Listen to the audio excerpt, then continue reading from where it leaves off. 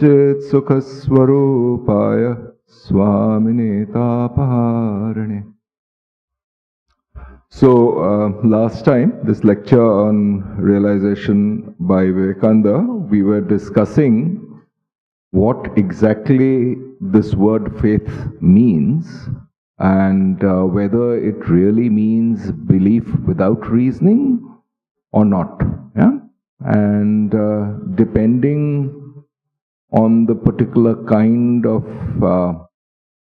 culture or belief system or understanding that people come from, the answer to this question differs slightly. Yeah? So as we said, so let me read out this particular paragraph and we'll expand on it because I think that the topic is brought up here. So here is how Vivekananda describes it. If you have seen a certain country and a man forces you to say that you have not seen it, still in your heart of hearts, you know you have. This expression here is important. You know in your heart of hearts that you have. On the one hand, he's talking about knowledge. On the other hand, it's said it's a kind of a feeling that is being talked about, knowing in your heart of hearts. And it is precisely this combination of knowledge and felt reality,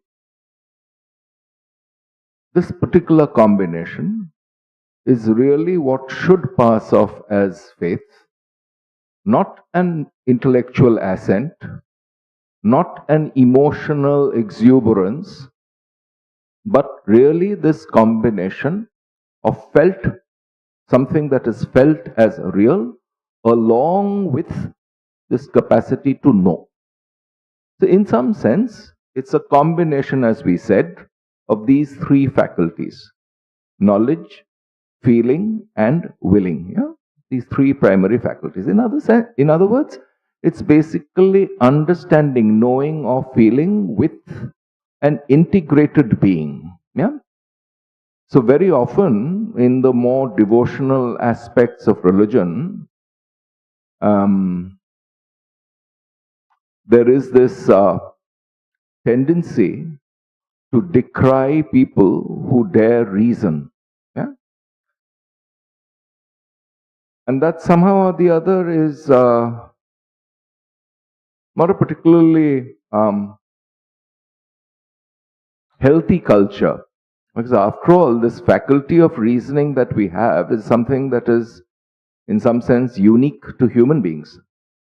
And to say that you refuse that faculty or you deny that faculty altogether is saying that you make yourself stunted and somehow blunt.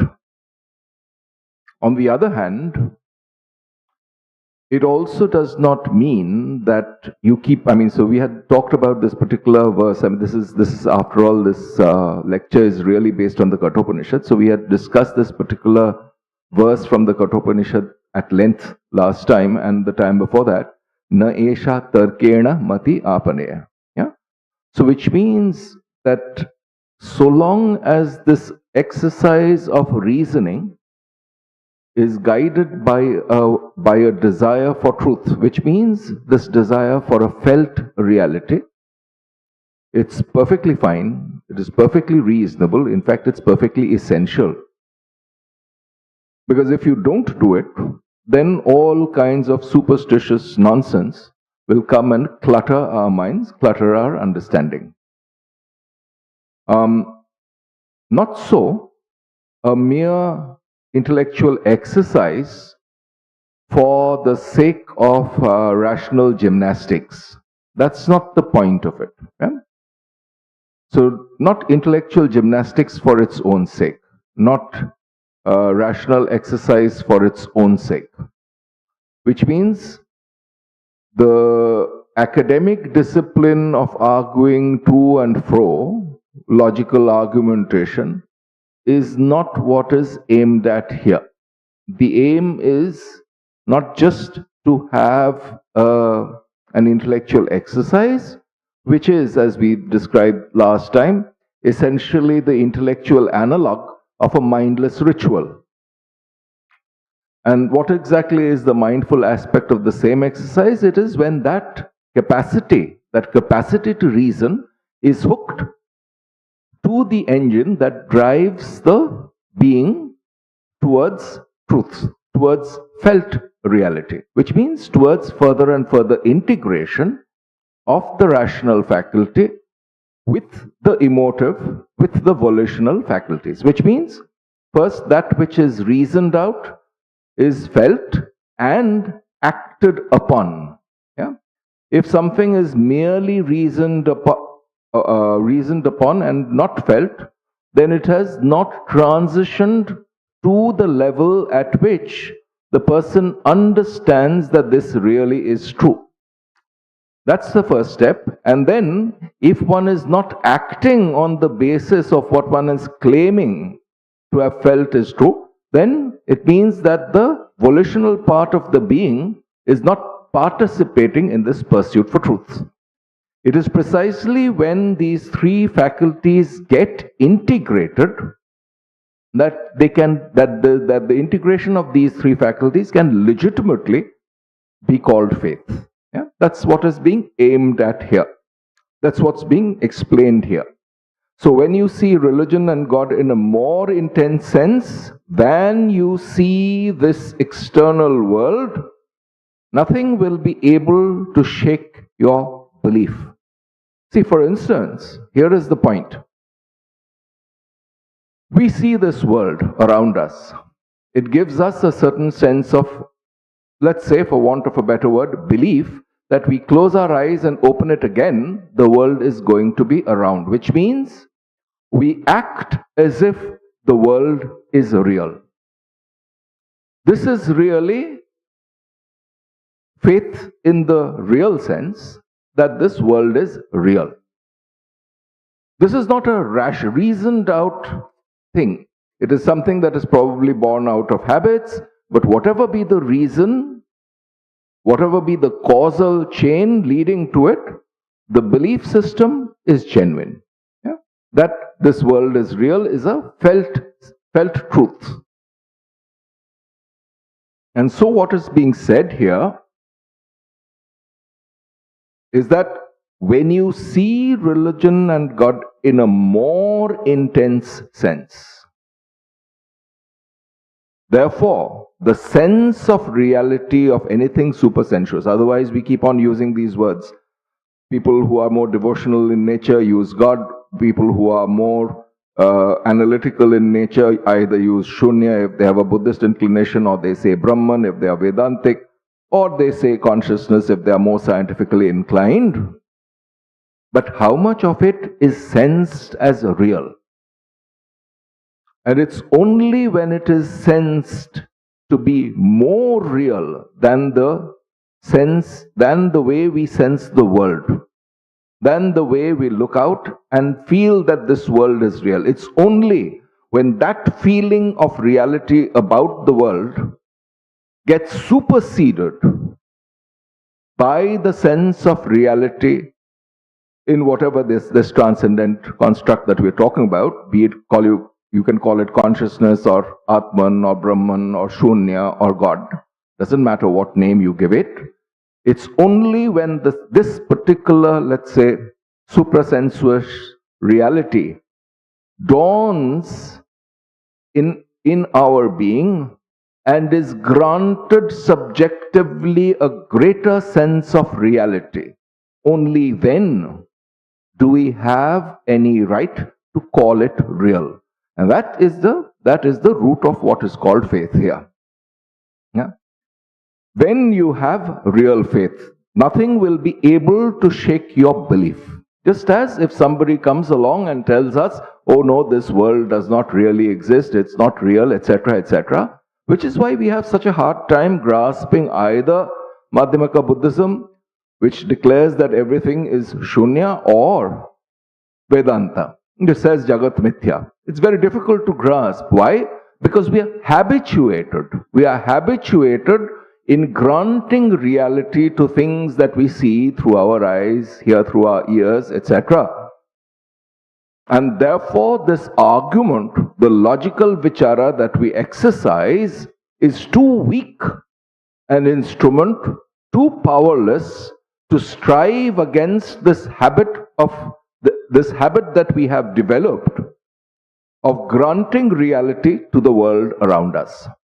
So what is necessary is that this power of analytical vichara, which means that if our reason essentially says that all that we are seeing around us does not have a real ground to stand on, and we have this, and this analytical will leads us to a direct perception of this conscious element in us, then only will it supersede the sense of reality that we grant the world. Unless and until we experience subjectively, not in any mystical sense, not in any transcendental sense, mystifying and essentially cluttering something that is very simple by a superstructure that is not. It is only when we have grasped the simple, grasped it with our being, that it will essentially become an object of our focus. Our attention and awareness will be focused on it. And it's this precise focus, our attention and awareness is habituated in focusing on the world as real. When this focus is turned away on the principle of consciousness itself, call it whatever you like, Atman, God, Brahman, Shunya, whatever, it's not important. It's only when that focus is turned towards it, on itself, so to speak, then that which was granting reality to perceived objects is perceived as real. In other words, we are turning our attention not upon the principle that is not cause in the sense of a temporal cause, but as a principle that explains, as a principle of knowledge, as a principle of truth. When we turn our attention to that, and it actually occupies our field of awareness and focus and attention, then only does the external lose its importance. This losing of importance, this losing of value is exactly what Vedanta means when it says Jagat Mithya. It does not mean that this stuff is false, false in the sense of, say, horns of a hare or horns of a rabbit is the famous example that Vedanta gives. It's not fake in that sense, but it is of no value. It's of no lasting value. That's what Mithyatva means, really. So essentially, anything that degenerates, and since we are reading the Kathopanishad, this is exactly the Viveka Vairagya that Nachiketa is talking about. Shobhava martyasya yadantakaitat sarvendriyanam jarayanti teja. Yeah? What is he saying? He's saying that all these things you're offering me, all these song and dance, it's of no value. It's of no lasting value. So I will not be satisfied with it.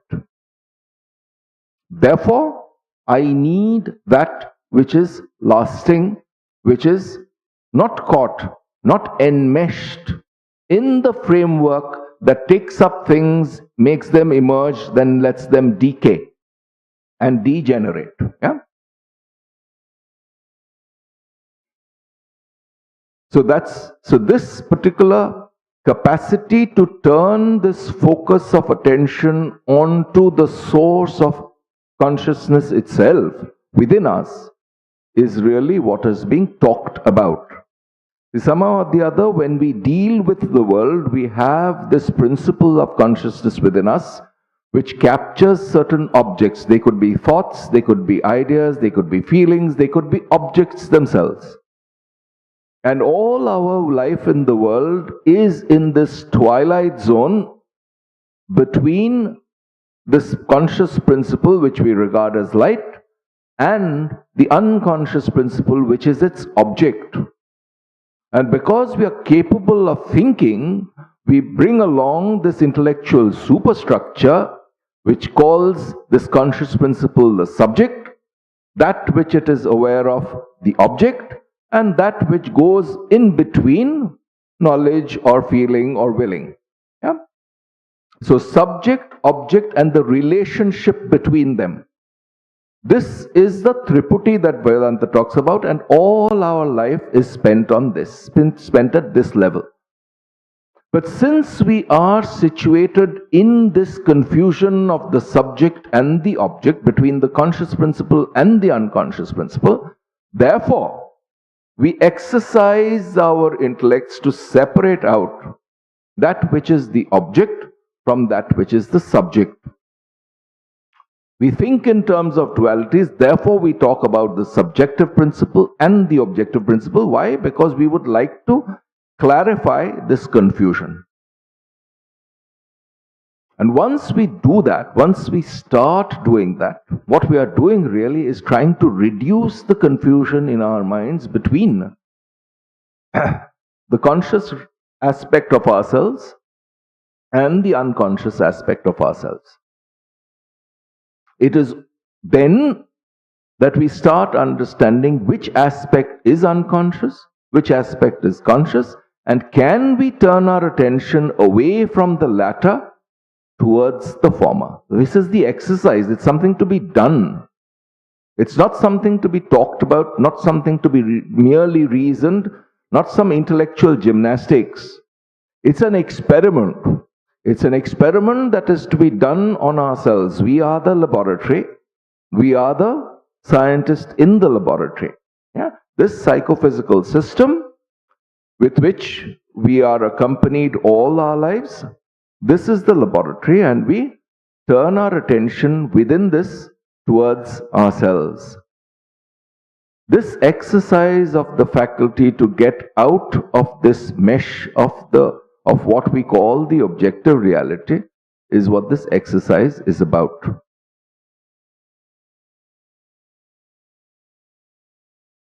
Then meaning it's only when this that which was granting reality, the faculty in ourselves which was granting reality, which was granting this truth value to experiences, has been isolated, at least to some extent.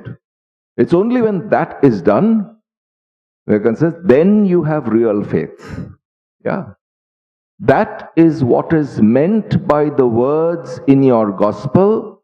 He who has faith, even as a grain of mustard seed, then you will know the truth because you have become the truth. Then you will know the truth because you have become the truth. This is the sentence he says. What is he really trying to say? It's basically saying that so long as one perceives that which is true as outside of oneself, so long as one has this subject-object duality, one has not grasped the truth. Grasping really means not through our hands, but through this inner faculty, yeah? By the deepest faculty in our psyche. And when that tries to catch hold of truth, what happens? Since it's with our whole being catches hold of the truth not as something separate from itself. If it was separate from itself, then there'll still be some dissatisfaction. And this question, what is true about it, what is true about it, is a feeling that will bother us. It's only when that which was being sought and that which was the seeker are identified completely, This is what is meant by becoming the truth. Becoming is, see, where is becoming here? It's again from this word being, right? So being is now, becoming is tomorrow. Or is the future tense of the same thing? Yeah.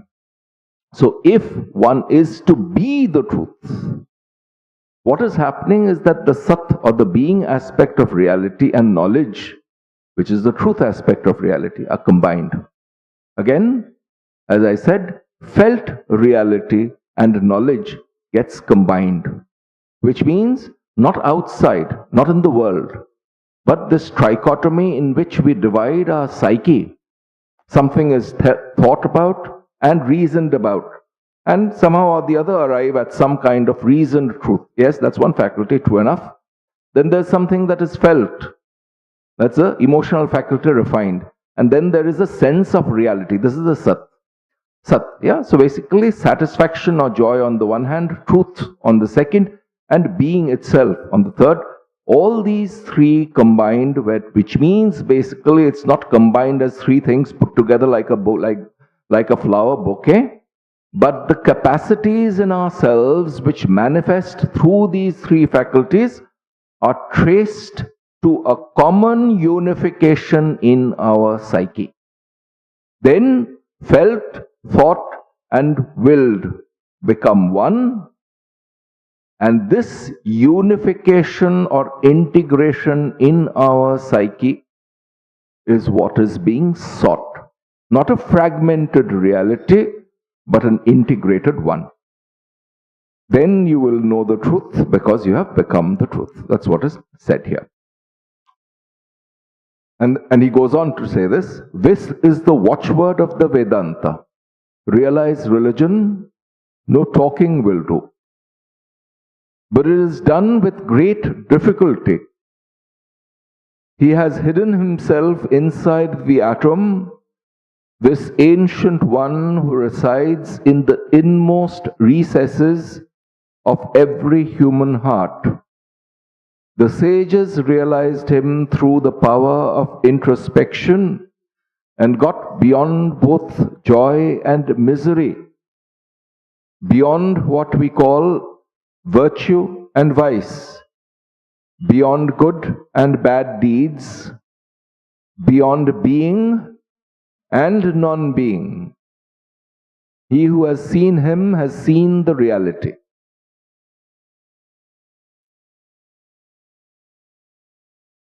This is again a very profound passage. And this is basically making real. What does realization mean? Not something mystical, not something esoteric. Make real is what realize is. Yeah? And it says clearly that it is done with great difficulty. Why? Because we are accustomed to thinking in terms of this fragmentation. So this is the difficulty. Our habits are the difficulty, nothing more. He has hidden himself inside the atom. The sages realized him through the power of introspection. Our normal powers of knowledge, feeling, thinking, willing are mostly outward directed, not introspective, not inward directed, which means we don't ask ourselves, where do these faculties come from in our psyche? From within ourselves, we don't try to trace the root of these things. And because we don't, it's because we need to train ourselves to do that. Yeah, that's why it's difficult, for no other reason. Yeah. So in one again here we will come to that. This is basically paranchikhani vyatrinat swayambhu. Tasmat parak pashyati na antaratman kaschid dhira pratyakatmanam aikshat avritta chakshu amritatvam. Yeah, this is also in the Kathopanishad. Yeah. Paranchi. See, there's this again. It's essentially this is being talked about. This particular line is being elucidated here. Parak is outside. Pratyak is within. Yeah. So when now, again, one of our former presidents, Swami Vidyanathanandaji, used to say, see, finger pointing outward is what's parak. Same finger pointing inwards is what's called pratyak. So pratyak is directly perceived truth or reality. The same thing directed outward is what is called parak. So what does it mean here? Paranchi, kha ani. Kha is literally kha is a Sanskrit word which means the sky, but it refers to the senses through which knowledge is obtained. So our Jnanendriyas, as they call it, senses through which knowledge is acquired, that's directed outward. Paranchi kha ani is a plural, all the senses. Vyatrinat, it's as if Swayambhu, that which is this principle of consciousness created by itself, it as if it assaults the senses and directs them outward. Tasmat parak pashyati, that therefore the senses move outward. Na antaratma, does not point inside, does not view itself. Kaschit dhiraha, again that word dhi or dhira.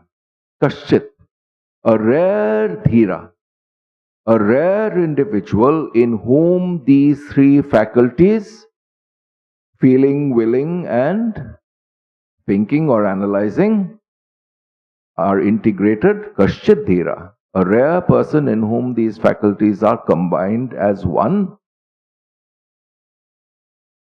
Kaschit dhira pratyak atmanam aikshat. Again, from parak, pratyak, which means the directly perceived self. Kaschit dhira pratyak atmanam aikshat. Aikshat means perceives, and after desire, perceives this self. What? Avritta chakshuhu. Avritta chakshu means, avritta means covered. Chakshu is eye. So that means it prevents these senses. So it prevents these senses from moving outward and directs its energies or its faculties within. For what? Amritatvamichan. By trying to catch hold of that faculty within that is not caught within the meshes of mortality. It's difficult to say immortal here because that has very, very religious connotations. But here what one is really doing is trying to seek the source of that faculty within oneself so that it becomes integrated. Yeah? Then you will know, so this is the watchword of Vedanta, and it basically says, what happens through this power of introspection? The sages realized him through the power of introspection. And so what? Got beyond both joy and misery, beyond what we call virtue and vice. All this stuff about this organized religions, the assault in terms of, oh, this is sinful and this is not, and this is papa and this is punya, if you do this you will go to heaven, all kinds of, in some sense, adolescent stories I mean, in some places it's called bala buddhi, for children's intellects. Beyond virtue and vice, and then says beyond good and bad deeds. Brother in one place says, na karmana kaniyan. Yeah. So basically, it does not attain to any expansion through good deeds, does not shrink through bad ones. Beyond, and here it comes, this is a critical thing, he's just thrown it in there, but it's rather important. Beyond being and non-being. Yeah? We seem to be seeking for something that is, but what's being said is that no, even this being and non-being are intellectual constructs. The reality is beyond both. He who has seen him has seen the reality. It is this direct perception of reality beyond duality, which means the faculties which are accustomed to thinking in terms of reality in fragmented terms start unifying because they are seeking this common source from which all these faculties of thinking, feeling, willing emerge. And then thinking melts into feeling and willing, And so also for the other faculties. Yeah? So feeling melts into thinking and willing and so on. But then what happens of all this, all the contraption that the organized religions preach to us, independent of whatever organized religion it is, it always talks about this kind of stuff. And he raises that question. Okay, that's fine. So you've gotten to the core of the issue. But then what is left? It says, but what about heaven? I mean, all these stories with which we are fed since our childhood. What then about heaven? And he explains, it was the idea of happiness minus unhappiness. Happiness minus unhappiness. That is to say, what we want is the joys of this life minus its sorrows. And essentially what he is doing is, see, the idea of heaven is really an external manifestation of some desire in our hearts. We desire happiness. We want to get away from unhappiness. And therefore, what do? We concoct an imaginary world, a story, a telltale a tale where of a place, of a concrete physical place, where there is only joy and no sorrow. It's as if we've made those places real.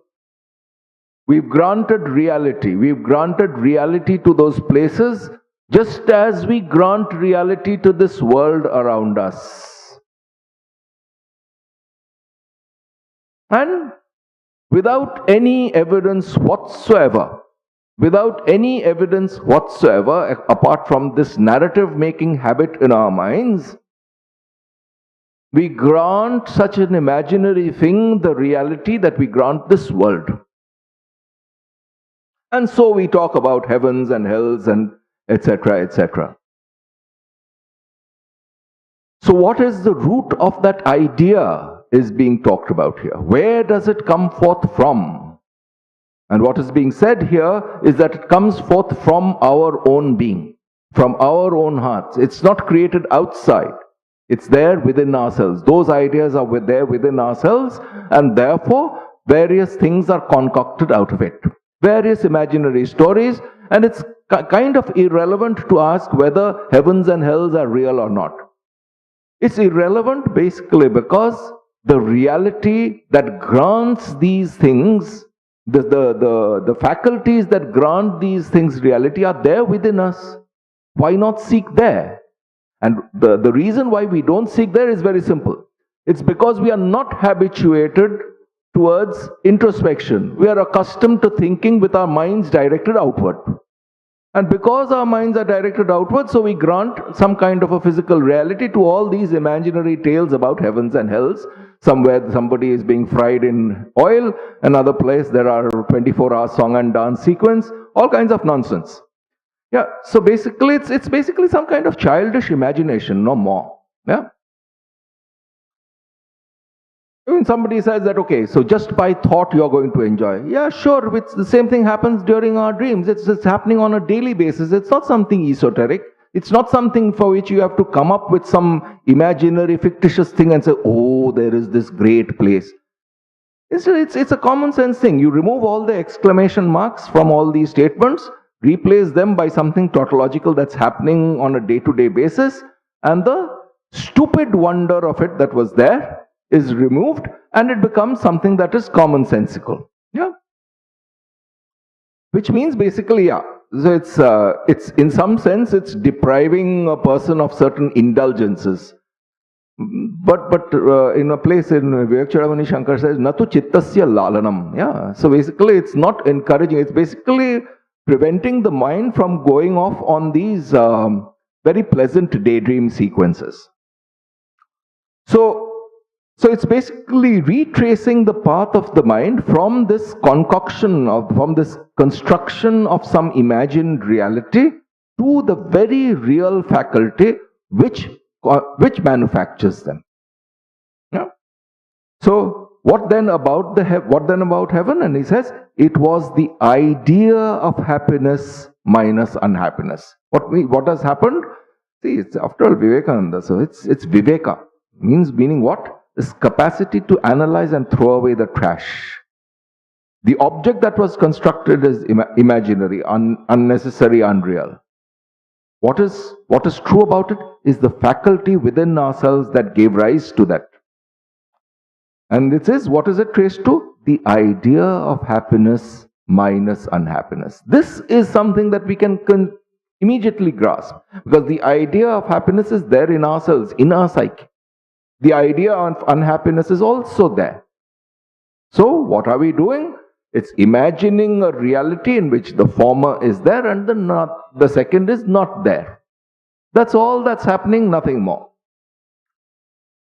That is to say, and he's kind of very pointed here, what we want is the joys of this life minus its sorrows. That's what we want. So, the idea of heaven and the idea of a hell or whatever, the idea of punya and papa, the idea of something that is beneficial, virtuous versus something that is sinful, where is it traced? It is traced to this desire for happiness and an aversion to unhappiness. In other words, it is traced to this fundamental faculty in everyone's psyche of seeking the pleasant and avoiding the unpleasant. That is the root of all this heavens and hells. Nothing else. So why not, instead of going about in all this mystical wild goose chase, catch hold of that which is real. It is there in this very moment. A faculty in ourselves that desires the pleasant and is averse to the unpleasant. We don't have to manufacture some kind of a heaven or earth or some imagined reality for that.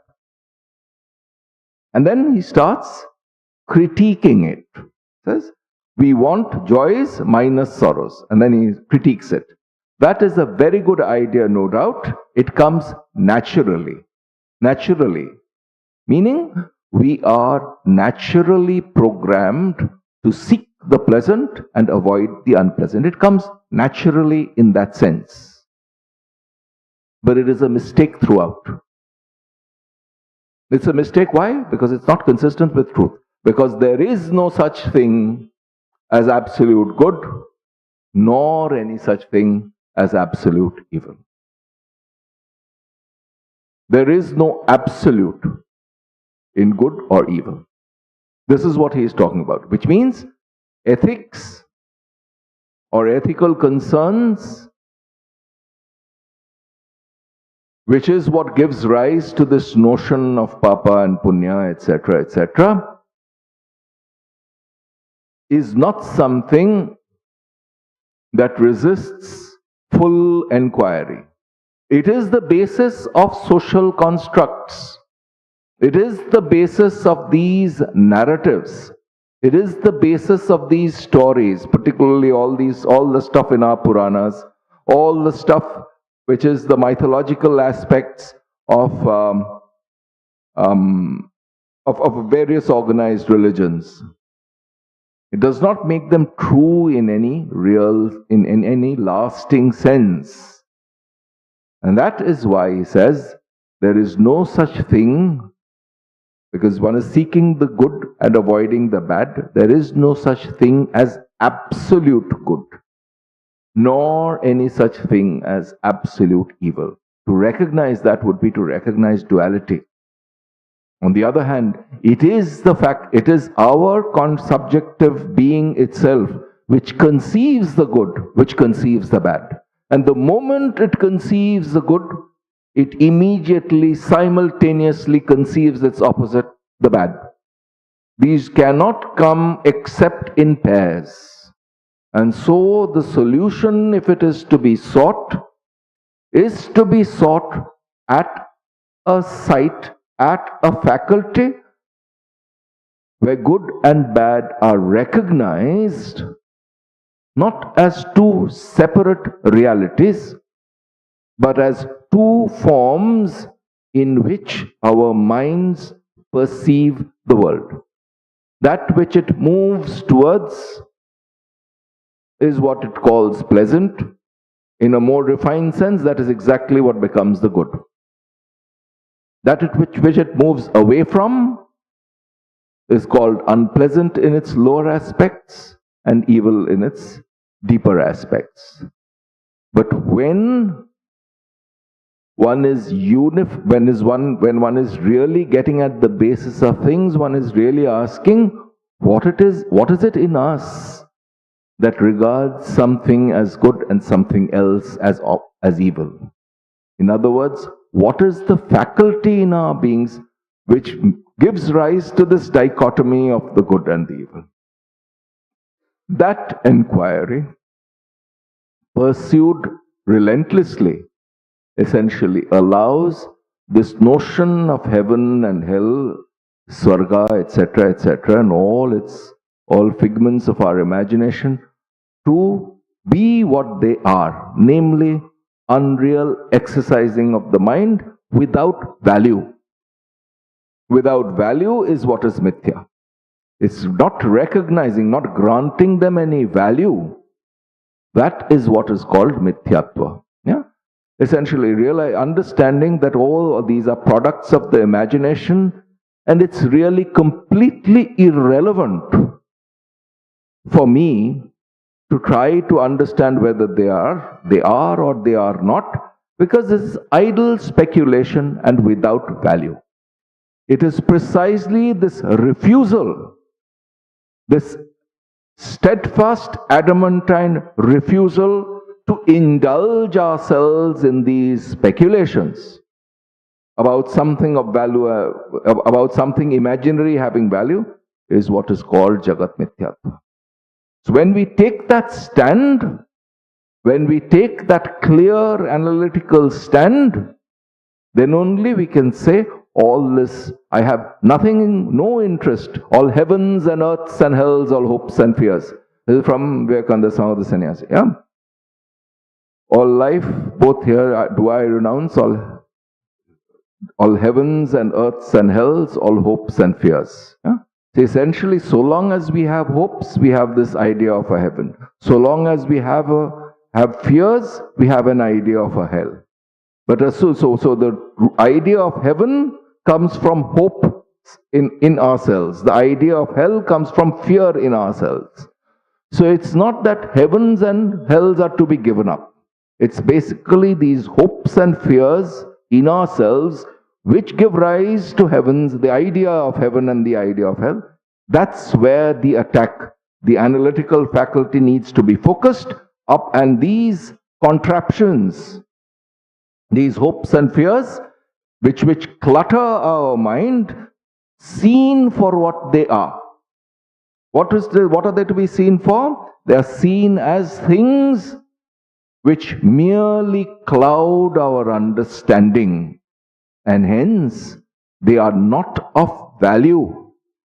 It's this capacity to separate our hopes and fears from ourselves and see them objectively as something outside, which means the subject moves a little deeper towards its own locus, and these hopes and fears are forsaken and given up for what they are, valueless. Yeah?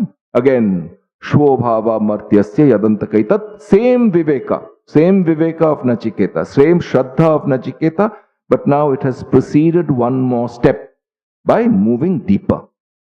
Not saying that all this song and dance sequence of the external world, but forsaking the faculty which thought of the song and dance sequence as something desirable and its opposite as undesirable. So this faculty itself, which thought of these things as polar opposites, is now regarded as the object of analysis. That which was the subject at the previous stage now becomes the object of analysis, because one is seeking a further unification.